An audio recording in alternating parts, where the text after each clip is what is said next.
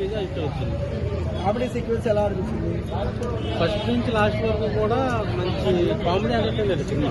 ఎక్కడ బోర్ కొట్ల, double meaning dialogue లేవు.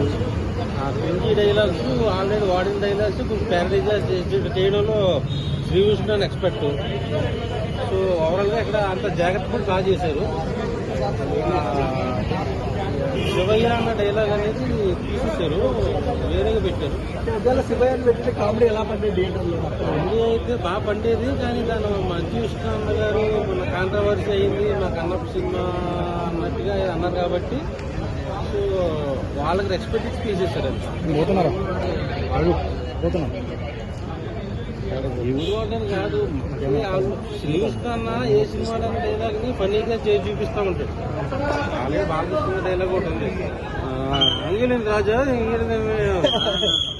అలాగే వాడతా సిగ్గిలి హిట్ అనుకోవచ్చా? మంచి కామెడీ ఎంటర్టైనర్. చదివేం లేదంట. Simple story. అబ్బాయి ఒక బ్యాంక్ మేనేజరు, అనుకోకుండా ఒక అమ్మాయిని చూస్తా ట్రైన్లో, అక్కడ లవ్ ట్రాక్ నడుస్తుంది. సో అలాగా ఫన్నీ సమ్టీ ఎంఎంలా ఉంటుంది.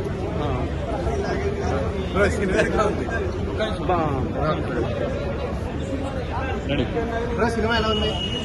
సింగిల్ సినిమా, మంచి కామెడీ ఎంటర్టైనర్. వాళ్ళు ఫ్యామిలీతో ఫ్యామిలీతో ఫ్రెండ్స్తో చూసి ఎంజాయ్ చేయొచ్చు, ఎక్కడ బోర్ కొట్టదు.